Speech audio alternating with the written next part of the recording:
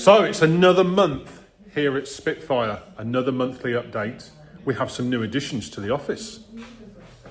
Claudia has joined us to do all the purchasing because I was doing such a shockingly bad job of it. But now Claudia's here, it's all good. Andrea has got a company update coming soon, back by popular demand. But let's go for a wander around the yard and give you an update of where we are with things this month.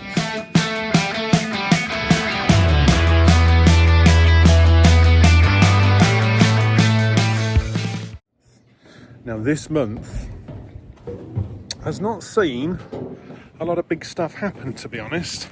One of the things that we were doing and did this month was that acoustic cabin that we did. I'm gonna put some pictures in of this now. Got to be a little bit sensitive because the customer's not too keen on us filming on site, so we didn't really film on site, but there was some finishing pictures. I'll put some pictures in now for you so you can see how that ended up looking.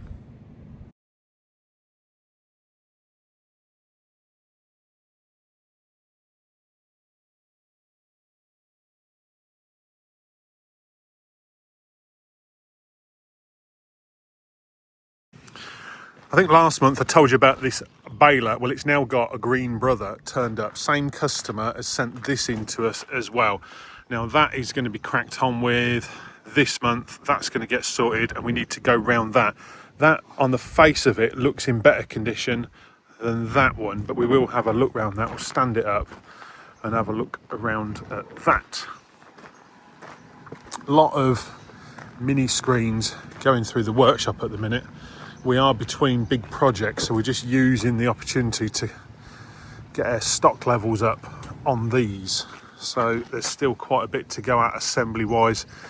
E21 there, E21C's here. So if anybody is in the market for a screen, we have got you covered. Lots of different components still here. Conveyors. Stores is starting to look a little bit tidier. I've got a problem with the Warrior. The spool holder is broken. I don't know if something's fell against it or what it was, but that's now got to go. I don't know if it's got to go away to be repaired or there's some bits coming here for us to fix it. Sort that out. We're trialling a new guy for the second service van. So that's the toolbox out of the second service van. Harry, the mobile welder, he's got that van at the minute.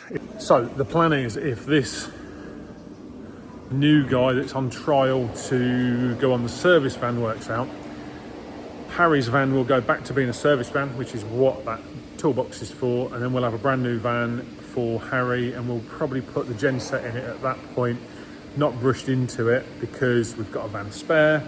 We've already got the Moser, new customer. Harry's new to us. Just needed to make sure everything worked out, but you know, everything's working out okay on the mobile welding side. That seems to be going quite well. Harry's keeping quite busy on that, to be honest. So that's what we're going to do on that. So let's show you where we are with other stuff in the workshop. So the pallet repair station is still here. I'm just waiting for the customer to tell us because they've got to have a change around in their place to fit all of this in.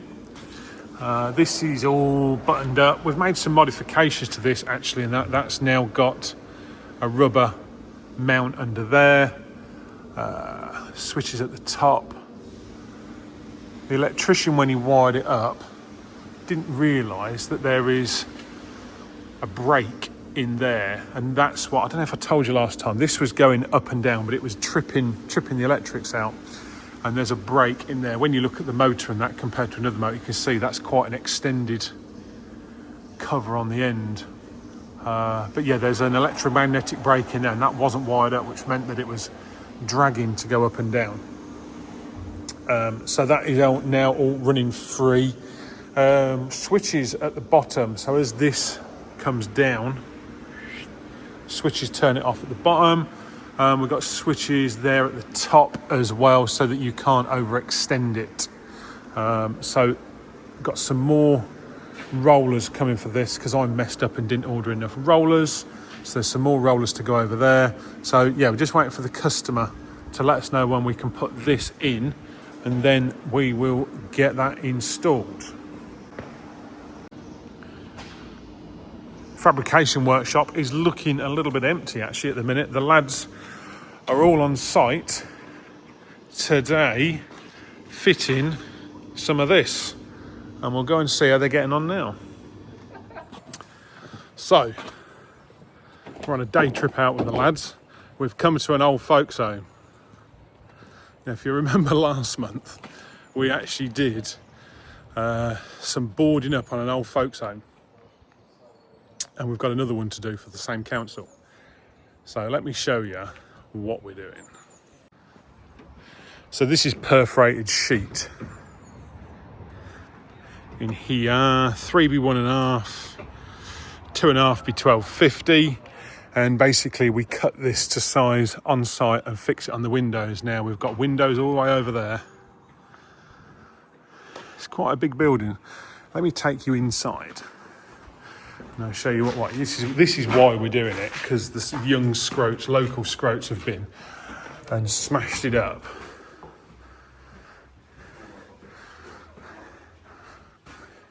We're not going to go in there because that's not suitable for YouTube, is it, lads? No. You haven't been in there, have you? Have you found your room yet, Gav? What, the old folks home? I reckon I've got the one upstairs with the view, mate. That's me. We've had to get the power on this morning because there's no power, because we need to charge batteries, so that's all good. But check this place out. Now, this place has really made me feel old, because I can remember when this was built.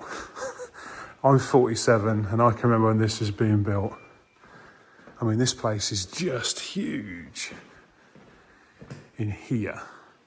This was sheltered accommodation, I think it was, and this was the place to be.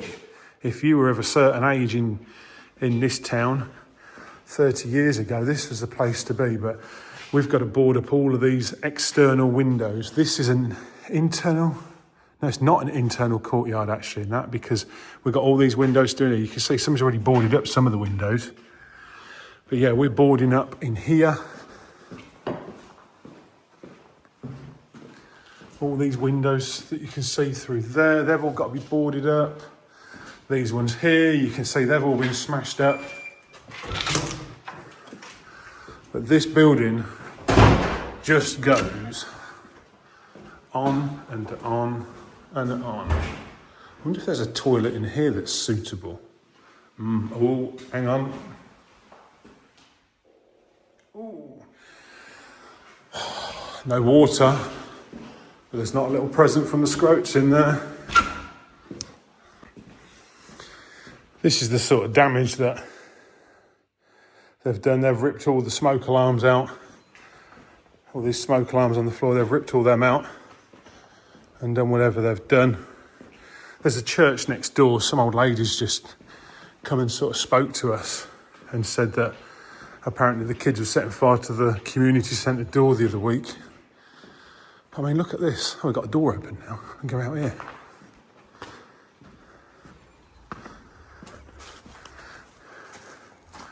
So yeah, there's some more around there.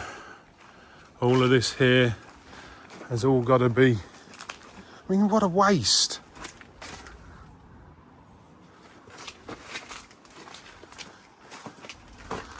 There's some more down here, bay windows. Cover all this up.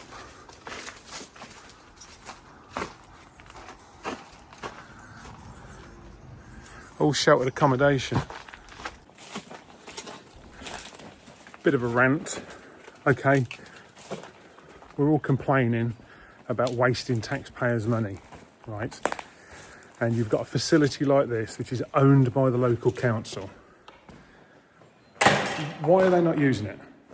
What's wrong with this building? Yes, it is smashed up. Yes, it could do with a lick of paint, but probably 100 grand would probably sort this job out in here. I don't know, 150 grand? They'd be using it. I thought we'd got old people that had got nowhere to live. We needed accommodation for old people. And yet we've let this has been shut 3 years apparently. I mean, look at it, it's massive.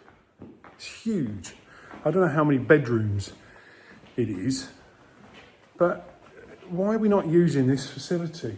It just seems such a waste. It just sits there. I mean, trust me, the cost for us to board this up, I'm not going to tell you what it is. It ain't cheap, because we think there's about 80 windows and doors to cover up, and some of them are pretty big. Let me show you. How do I get out of here? I've gone past the door there. But yeah, some of these doors are pretty big. I mean, like this one, for instance, door, window, you know, it's quite a big covering up. So there's quite a lot of work in here to sort this out. But yeah, it just seems such a waste, to be honest. So there we go. That is today's projects for the lads. Sent them to the old folks home to do some work. Right, me and Archie are going to head back to the yard now, and I'll give you a roundup of where we are in the workshop and what we've done this last month. We've had a road compressor come in from one of our plant dealer customers. They want us to take the wheels off, do a frame underneath, so that they can move it around with the forklift, so it's not road tow. So that's come in for us to do that. George has got the frame designed, all drawn up, all ready to go on that. And that's probably about it in here. Let me show you the secret project that we had, that little trommel with the steam generator. I'll just show you that quickly. So we spoke before about the secret project that we can't really tell you the details because there's an NDA involved, but basically we were looking at a material that we were trying to use steam to clean it. That's a steam generator. This is a trommel. So the idea was you put the material through. It's not really a trommel as such with holes in it in the drum. It's more of a smooth drum that rotates, and the idea was that the material would go in this end. We've put some plates on the top to try and keep the heat in. But yeah, we would put the material in there. The steam generator would direct the steam on the material and basically use the steam to clean the material. It's probably about as much as I can say about it. It's not proved to be a massive success. Can we do it? Yes. Does it use an enormous amount of steam for a small amount of material? Yes, it does that as well. I think we've proved that yes, we can do it, but I don't think we can do it in an economical fashion. We need something like 80 kilograms of steam to clean 1 kilogram of material. So that's like the steam off of 80 litres of water. You think of the energy required to heat up 80 litres of water, and you'd realise that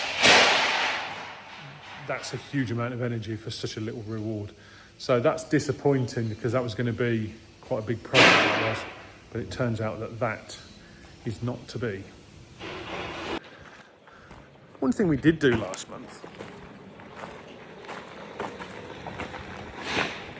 Lauren had a new company car, Andrea had a new company car, and Archie had a new company car last month. All electric cars. It was pay review time. It was one of those things. Did a package. Thought Lauren, Andrea, I don't know if she deserved it, but she got one anyway. And Archie. All had electric company cars last month. All done above board. You know, tax efficient for us, tax efficient for them. Quite a nice thing to do. And on that note, talking about Andrea, she's back by popular demand for a company update.